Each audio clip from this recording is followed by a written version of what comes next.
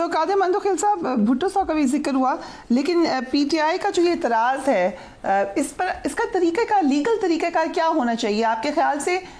इनकी जो डिमांड है वो जायज़ है, उसके ऊपर एक्शन होना चाहिए? What do you think? ये मेरे ख्याल में नईम पंजोता साहब बात कर रहे थे। जी नईम पंजोता साहब। जी, नईम पंजोता साहब माशाल्लाह एक सीनियर वकील है। अदालत का एक प्रोसीजर होता है कि किसी भी मुलजिम का अगर इस तरह कोई शक शुबात हो तो उसका मेडिकल टेस्ट के लिए बाकायदा अदालत को दरख्वास्त दी जाती है। आए दिन अदालत उनको वाह खान साहब से मिलने की इजाज़त देते हैं कि हम मेडिकल के लिए उन्होंने अप्लाई किया या कोर्ट ने मना किया। अगर कोर्ट ने मना किया तो अगले कोर्ट चले जाते हैं, और ये माजी में भी इस तरह के बयानात आ गए थे।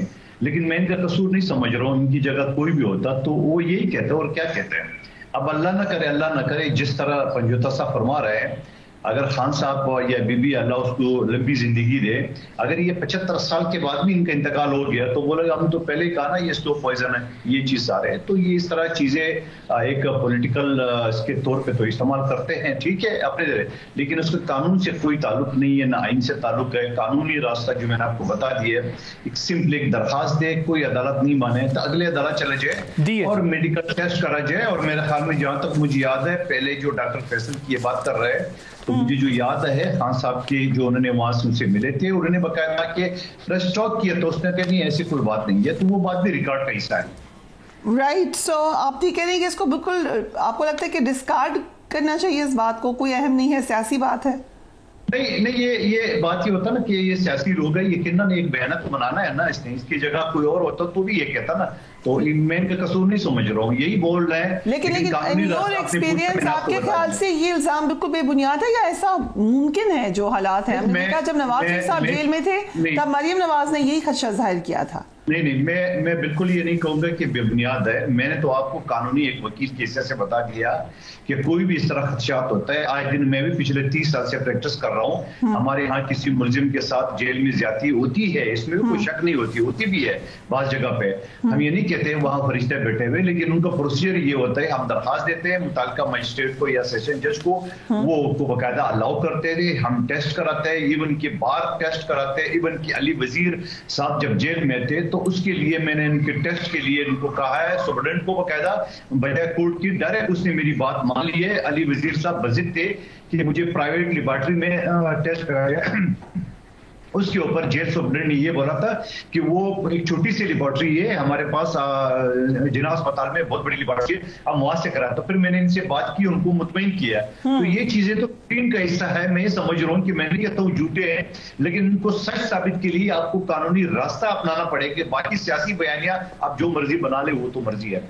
राइट, एंड एक अहम डेवलपमेंट आज हुई है सेनेट के इलेक्शन में, मुबारक हो आपको, इलेक्शन हो गए, लेकिन फैसल वाडा साहब को पीपल्स पार्टी और एमक्यूएम ने मिलकर मुंतखब करवाया है। Your comments on that? मैं जी फैसल वाडा साहब को अपना पीर समझता हूँ। पीर उस गो के मैंने कानूनी जंग उनके खिलाफ अच्छा खासा लड़ा था। उनसे मैंने कौमी असम्बली की सीट से इसको हाथ धोना पड़ा, पीटीआई के एमएनए थे। उसके बाद सेनेटर से हाथ धोना पड़ा, उसके बाद नाइल करार दिया गया, मगर उसके बावजूद वो शख्स है मेरे लीडर आसिफ अली जरदारी साहब के साथ मुलाकात की और आसिफ अली जरदारी साहब ने उनको अपना बेटा कहा। तो मैं ये समझ रहा हूँ कि आपको तो आपने लास्ट प्रोग्राम में बताया था, आपको तो उन्होंने वार्न भी किया था आप सीट हारने जा रहे हैं। क्या चाह रहे हैं दोबारा? आपको तो उन्होंने बताया था कि आप सीट हारने जा रहे हैं फैसल वाडा साहब। जी, मुझे मैं इसी वजह तो पीर मान रहा हूँ उसको। मुझे उन्होंने ये बोला कि इलेक्शन से पहले कि ये सीट आपको नहीं मिल सकती है, ये इसको मुस्तफा कमाल साहब को दे दी गई है। तो मैंने इसे कहा कि जनाब मैं 8-10 जलसे रोज करता हूँ काउंटर मीटिंग, वो तो जुमे के दिन आता है और नमाजियों से मिलकर तस्वीरें खींच के चले जाते हैं। तो हम कह सकते हैं कि पीर और मुरीद अब एक ही पार्टी में होंगे? हाँ, अब आप कह सकते हो, बिल्कुल। हम चाहते हैं कि हमारी पार्टी में ज्यादा से ज्यादा पीर हो। राइट, सो मंदोखिल साहब, एक तरफ तो हम देख रहे हैं कि सेनेट पहले से ही हमें गैर फाल नजर आ रहा है जब तक कि वहां पे कोरम पूरा नहीं होता, किसकी रिस्पॉन्सिबिलिटी है? और दूसरी तरफ इन एसेंस लाइक आप से पीपल्स पार्टी के पॉइंट ऑफ व्यू से नहीं पूछ रही, एक जनरल सवाल है, आप लॉ को भी समझते हैं, पढ़े लिखे हैं, लेकिन जो मौक़िफ़ है तहरीक इंसाफ का वो ये है ऑन प्रिंसिपल के 17 नशिस्तों वाली जमात को 30 मखसूस नशिस्तें देना आइन और इंसाफ के तकाज़ों के मुनाफी है। How do you comment on that? देखिए, हमने एक बात तय करना है रिया बीबी, कि हमने इलेक्शन कमीशन को मानना है कि नहीं मानना है। क्या उस इलेक्शन कमीशन को मानना है जिसने पुख्तनख्वा का नोटिफिकेशन जारी किया है, या उस इलेक्शन कमीशन को माना है जिसने सिंध, बलूचिस्तान और पंजाब का नोटिफिकेशन जारी किया है? नंबर 1 बात, क्या हमने उस इलेक्शन कमीशन को मानना है जिसके एमपीए इस वक्त पुख्तनख्वा असेंबली में बैठे हुए हैं, या उस इलेक्शन को नहीं मानना है जिसने रिवाइज सीटें बाकी पार्टियों को दी है? अब पंजोता साहब की पार्टी का जो पसंदीदा सूबा है, जो निशान के हवाले से ये खैबर पख्तूनख्वा पेशावर हाई कोर्ट में उन्होंने पिटीशन जमा किया था, जो कि इनके हक में फैसला आ गया था। अब दोबारा उन्होंने फिर चारों सूबों की बजाय पख्तूनख्वा हुकूमत में वहां चले गए, वहां फैसला इनके खिलाफ आ गया, अब ये सुप्रीम कोर्ट में चले गए।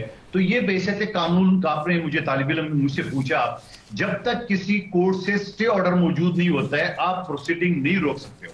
अच्छा, अब प्रोसीडिंग आपको कोर्ट ने क्लियरली डायरेक्शन दी थी, पेशावर हाई कोर्ट ने, कि आप असेंबली का इजलास बुला के इनकी ओथ ले ले। आपने नहीं किया, नहीं बुलाया, आपने इजलास नहीं बुलाया, आपने शॉर्टकट मारने की कोशिश की है। गो मैं ये भी इस बात से इत्तेफाक करता हूं, ये सुप्रीम कोर्ट गए, कल सुप्रीम कोर्ट अगर इन सारी चीजों को अगर रिवर्स करती है तो उनको सारे रिजर्व सीटें मिल सकती है उस वक्त। लेकिन इस वक्त उनके पास न कोर्ट का स्टे ऑर्डर है, न कोई ऐसा कोर्ट की पाबंदी है, बल्कि पाबंदी ये है कि आप इन मेंबरान से हल्फ ले, जो कि इनके वजीर आला, तो आप देख रहे हैं उनका स्टाइल आज बिल्कुल वो सुल्तान राय वाला स्टाइल जो पहले एक्सपेक्ट किया जा रहा था वो तो आ गए उसमें। वो ये समझ रहे, क्योंकि पिछले हफ्ते भी वज़ीर आज़म के खिलाफ जो बोलता था या सदर पाकिस्तान के खिलाफ बोलता था, फिर ये वज़ीर आज़म से मिले, मामला ठंडा हो गया, फिर जाके असद कैसर ने फिर उनको भड़काया जो वीडियो पैगाम के जरिए, फिर वो पटली से उतरे। ये देख लें कि इन्होंने इस सूबे को किस तरह चलाना है। इन सूबे को इसी तरह हरबों से चलाना है या गवर्नर राज को वेलकम करेंगे, ये फैसला। ये तो आप खतरनाक बात करें, आम वेलकम करेंगे गवर्नर राज को कमिंग फ्रॉम पीपल्स पार्टी? नहीं, अब आप मुझे बता दे कि अगर एक सूबे की असेंबली को, गवर्नर तो शायद आपका ही लगना है, उनको नहीं, जवाब सुन ले। जब आप किसी सूबे के किसी फंक्शन को, जो कि पाकिस्तान के ककाई है, तो आप उसको चलने नहीं देंगे, तो आप मुझे बताओ वफाकी हुकूमत के पास क्या चारा रह जाता है? तो लगा देंगे फिर governor raj with full blessing from People's Party. मैं नहीं चाहता हूं कि लगाना चाहिए, लेकिन अगर इस तरह बातें हो तो कैसे चलेगा? आप ही मुझे बता दो। चले, आप असेंबली के इजलास बुलाते नहीं हो, आपने सेनेट के इजलास, सेनेट के इलेक्शन होने नहीं दिए आपके अपने फैसलों से, आपने मेंबरान से हल्फ लेने नहीं दिए, कल का आप ये कहेंगे हम छीन के लेंगे, हम ये लेंगे वो लेंगे, तो आप मुझे बताओ तो ये असेंबली कैसे चलेगी?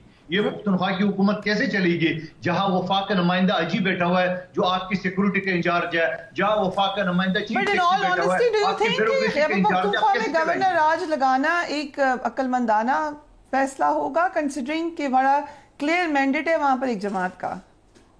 फरिया बीबी, आपने 3 मरतबा सवाल किए, मैंने तीनों मरतबा जवाब आपको ये दिए कि बिल्कुल नहीं लगाना चाहिए। मगर साथ साथ में ये भी सवाल करूं कि आप एक शख्स जो आपने नॉमिनेट करने से पहले ये सोचा था कि ये क्या करेगा, अगर आप इस शख्स से वही सुल्तान राय वाले एक्शन कराओगे तो ये सूबा कैसे चलेगा? मैं आपसे सवाल कर रहा हूं। मंदोखिल साहब, काफी सारे आप पे एक्यूजेशंस आ गए हैं, यू कैन रिस्पॉन्ड। जी फरिया, आपने एज ए वकील सवाल पूछा था और मैं उम्मीद करता हूं कि हम दोनों वकील हैं, लोग हमें देख रहे हैं, हमें एज ए वकील बात करना चाहिए, एज ए वर्कर बात नहीं। ठीक है, हमारे जज्बात होंगे अपनी अपनी पार्टी के साथ, मगर एज ए कानून के तालिब इल्म की सर से हमने बात करी। अब ये जो बता रहे कि चीफ जस्टिस भी अलग हो जाए, मंसूर अली शाह साहब भी अलग हो जाए जो कि नेक्स्ट चीफ जस्टिस होंगे, और इन दोनों को बिठाने वाले पूरा फुल कोर्ट है, 15 के 15 जज, 2 जजेस 2 दिन बैठे, उनके फैसले के मुताबिक ये दोनों हजरात वज़ीर आज़म से बैठे। आपको पसंद नहीं था, चलो ठीक है। उसके बाद चीफ जस्टिस से 100 मोटो लिए, अब आपको वो भी पसंद नहीं है। आप लिख के बता दी मीडिया को आपके कौन से मनपसंद जज चाहिए, और मनपसंद फैसला नहीं आया तो उनके ऊपर आप कीचड़ उछालेंगे। ये बात क्यों नहीं कहते हो? पोलाइट रिमाइंडर मंदोखिल साहब, अभी कुछ अरसे पहले तक जब उमर अता बंदयाल चीफ जस्टिस थे तो तब भी फुल कोर्ट की बात होती थी, तब आप लोग फुल कोर्ट की बात करते थे। ये कोई पहली दफा तो नहीं हुई, और काजी साहब भी करते थे। ये फुल कोर्ट के तो फैसला दिए है फरिया, ये जो जुडिशल कमीशन का जो फैसला है वो फुल कोर्ट ने 2 दिन किधर फैसला वो नहीं निकलवाएं, वो मिनट्स निकलवाएं, क्या उसके अंदर डिस्कशन हुई है? मिनट्स निकलवाएं। अच्छा मोहतरम, फिर वकीलों वाली बात कर ले। आप बताओ, जब एक मीटिंग होती है उसकी मिनट्स बनते हैं, मिनट्स किसी फैसले के बनते हैं, मिनट्स किसी उसकी बनते हैं, ये जो डिस्कशन है उसकी मिनट्स नहीं होते मोहतरम, उसका फैसला होता है कि मुत्तफका तौर पे 2 दिन बैठ के उन्होंने ये कहा कि वज़ीर-ए-आज़म के साथ बैठ जाए, जो सीनियर प्यूनी जज और चीफ जस्टिस बैठे और कमीशन का मशवरा दिए, हुकूमत ने कमीशन बना लिए। आपको कमीशन पे एतराज था, गो के उस जज को सरबराह बनाया है, साबिक जज जो आपने निगरान वज़ीर-ए-आज़म के लिए नॉमिनेट किया। Why did he take suo moto then? अगर यही बात सबको पसंद थी तो फिर ये suo moto कहां से आ गया कादिर साहब? अगर suo moto आ गया तो इनके सारे जो खिचड़ उछाल रहे 4.5 लाख वकील पाकिस्तान में 300 लोगों से दरखास्त ने लिखवाया, जस्टिस मोहतरम का जो है ना वो बेटे से दस्तखत करा के उसको पॉलिटिकली जो है ना वो पॉलिटिसाइज कर दिए, उस गरीब ने इनकार कर दिए, उस गरीब ने इनकार के बाद अब suo moto के ऊपर बन गया, हालांकि suo moto 3 जजेस का भी होता है, ये 7 बने, इनके ऊपर एतराज है, 15 जजेस के फैसले के ऊपर एतराज है, तो भैया पीटीआई के जज ले आए ना, उनसे कराए या इन्हीं 6 जजेस से कराए।